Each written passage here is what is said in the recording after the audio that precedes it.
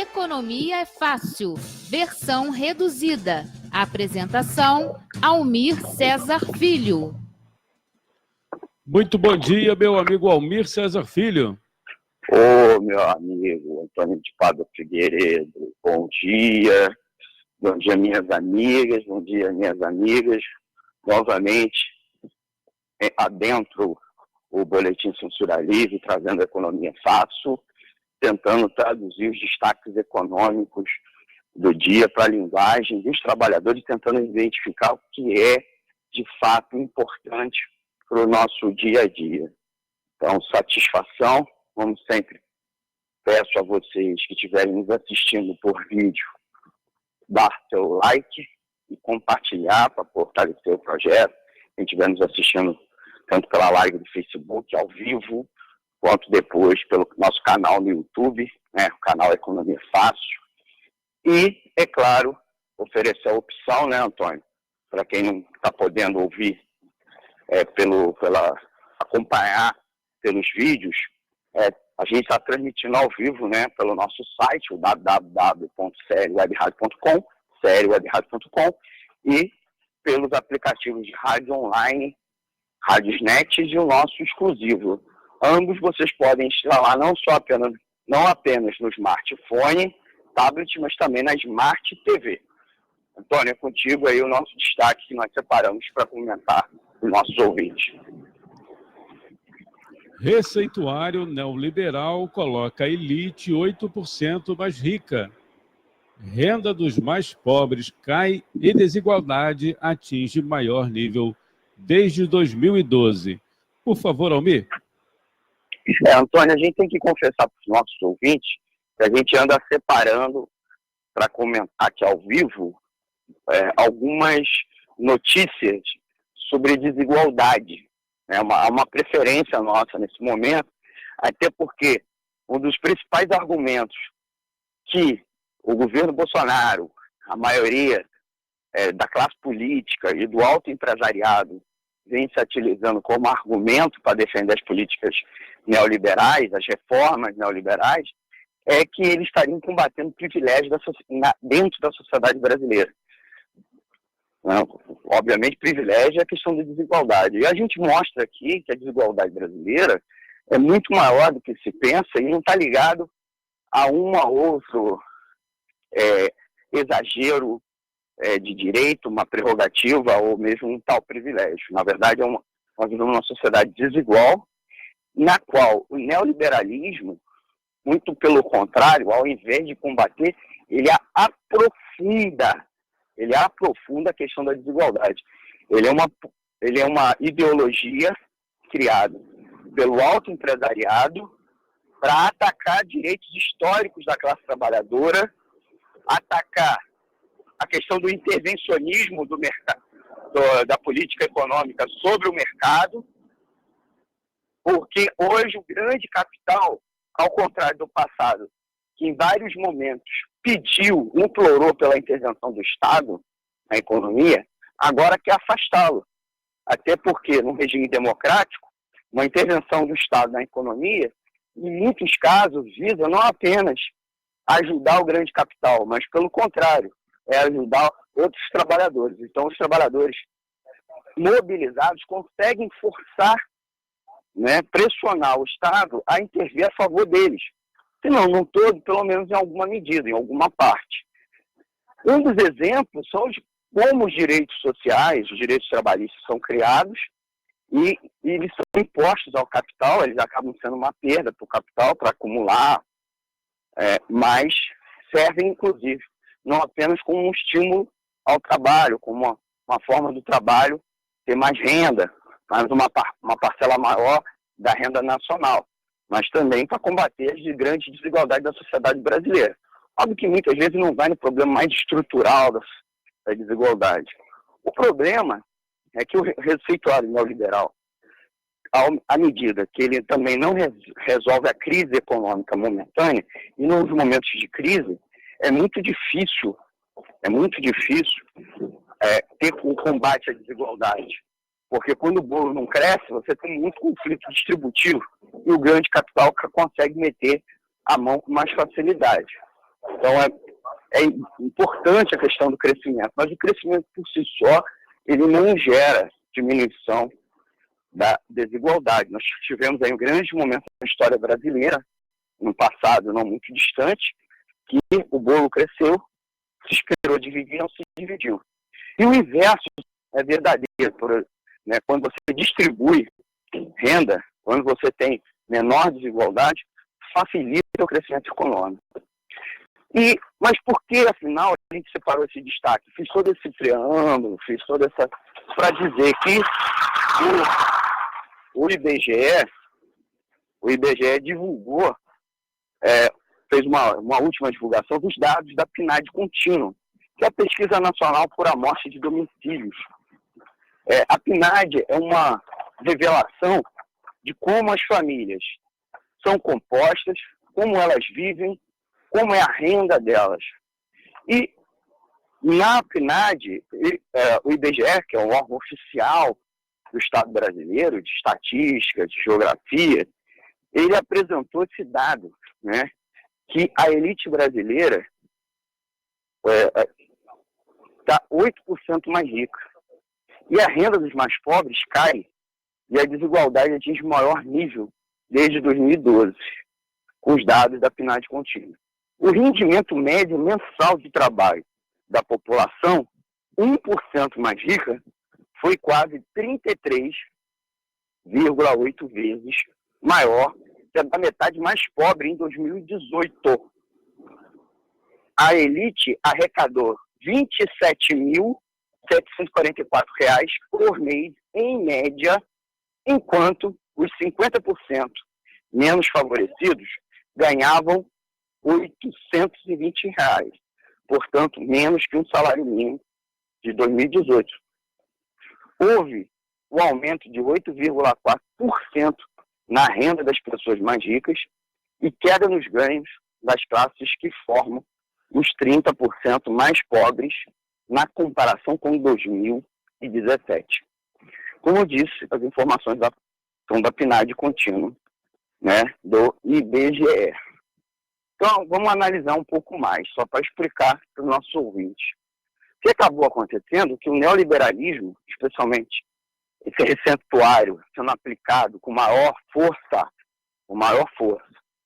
já desde 2015 para cá, né, já com o segundo mandato da presidente Dilma, que ela dá aquele cavalo de pau na economia, botando Levi em mãos de tesoura, e depois Temer, e agora Bolsonaro, né, Bolsonaro com o ministro Paulo Guedes, embora durante o governo Lula e o primeiro mandato Dilma, também a gente possa dizer que tinha amplas medidas neoliberais, mas elas se aprofundaram, né, quando começa o segundo mandato de Dilma, e ela encontra uma economia estagnada e uma forte pressão, especialmente do mercado financeiro, da mídia e, é claro, de uma ampla parcela da classe política, exigindo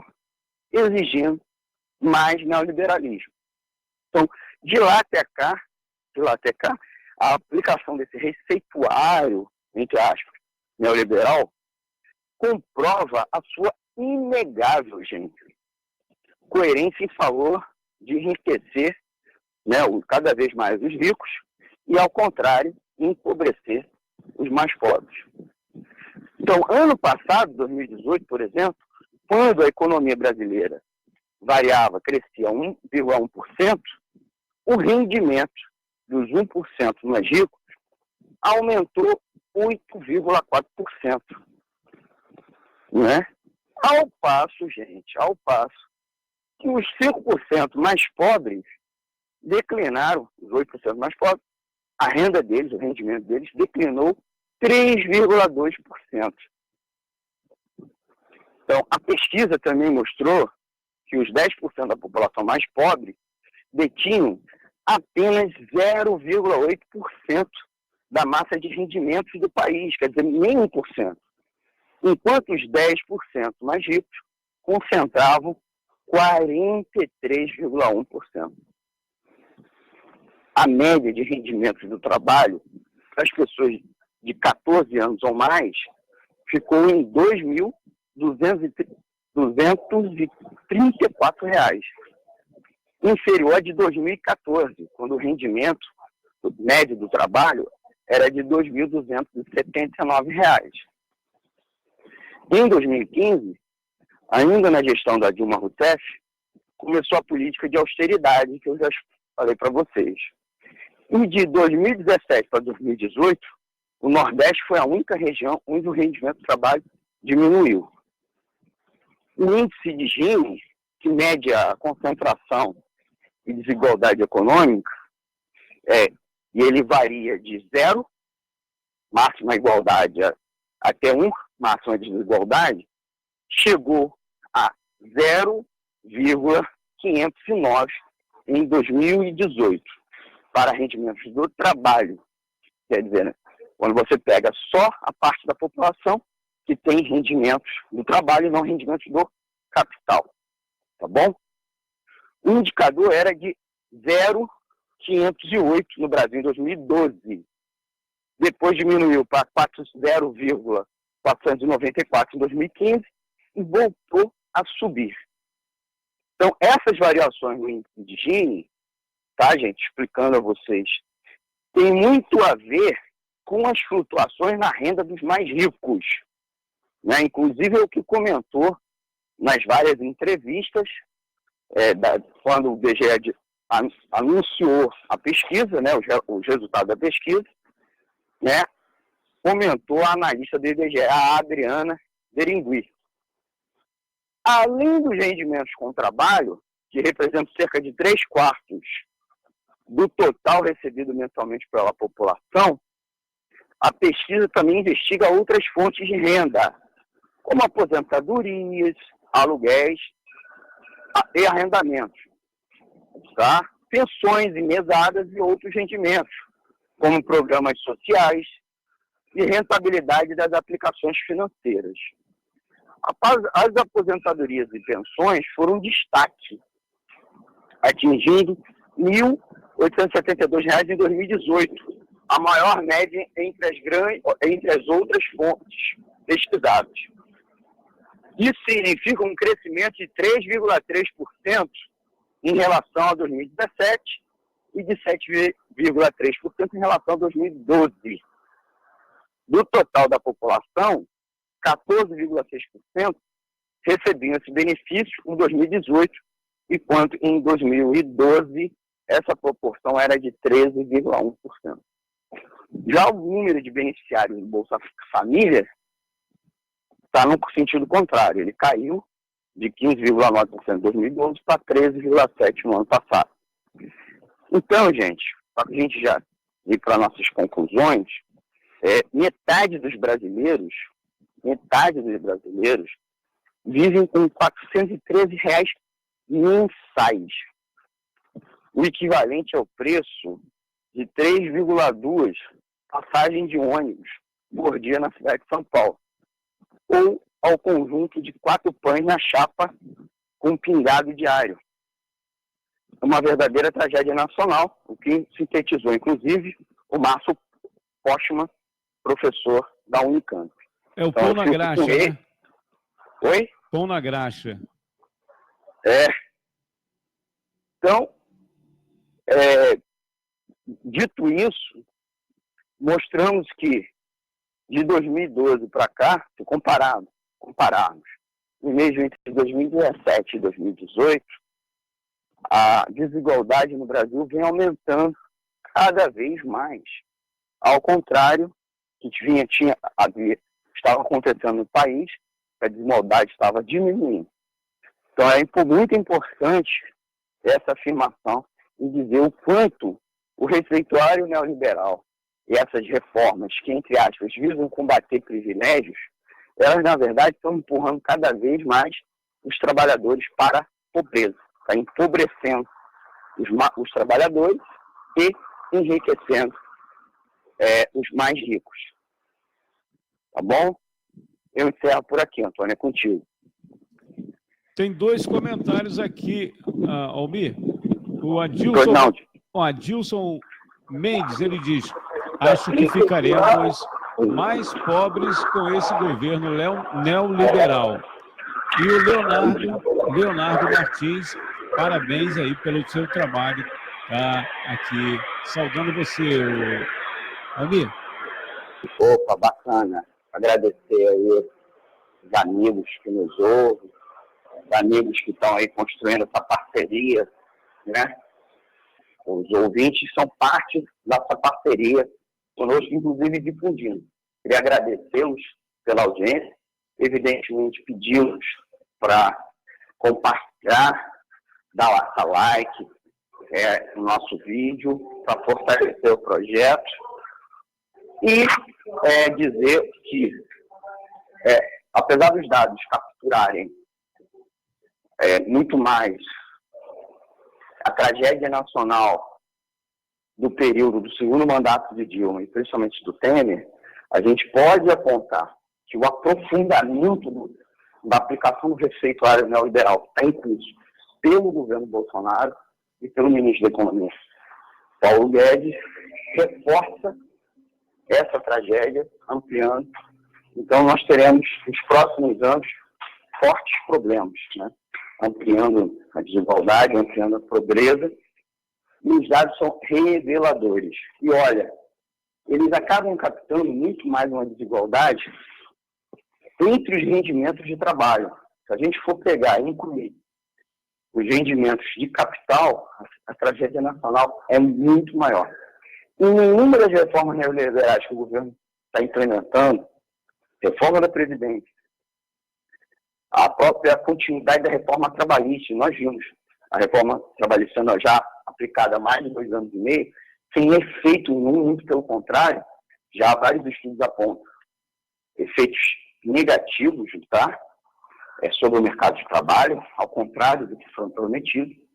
E, mais do que isso, o governo agora quer fazer a reforma administrativa, que no fundo na administração pública, tirar direitos históricos dos trabalhadores do serviço público.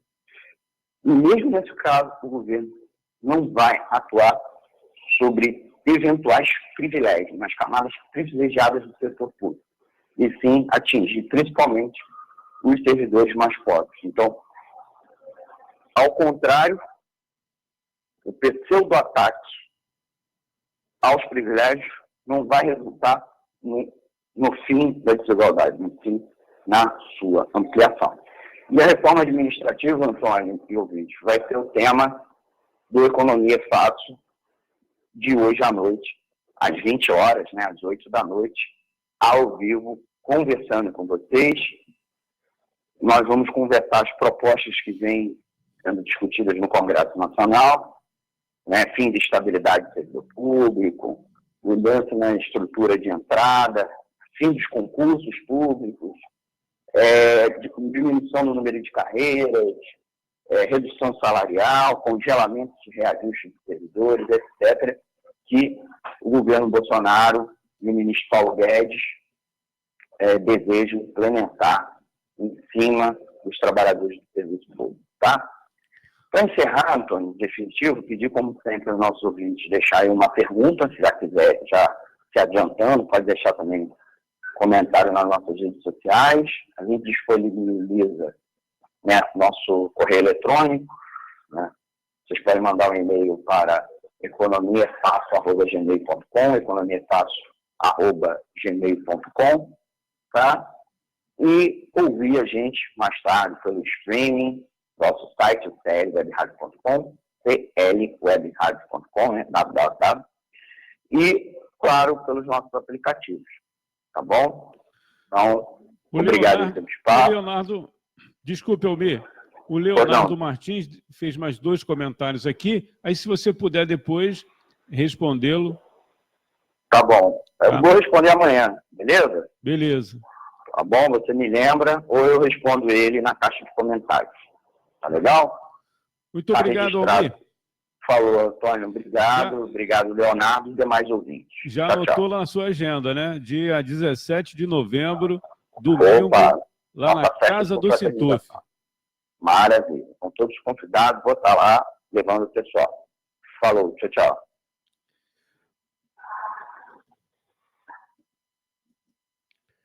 Esta foi a participação do Almir César Filho, você que está acompanhando aí pela transmissão.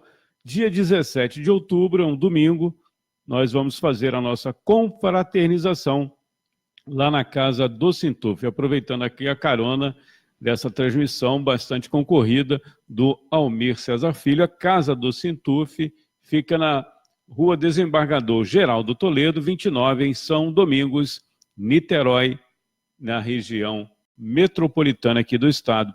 Apenas R$10. É um prato simples, né? Mas a gente espera que você compareça. Estrogonofe de frango, tem arroz, tem batata palha e a cerveja à parte. Muito obrigado. Cerveja e bebidas, né? Quem não bebe cerveja, tem lá suco, refrigerantes e água.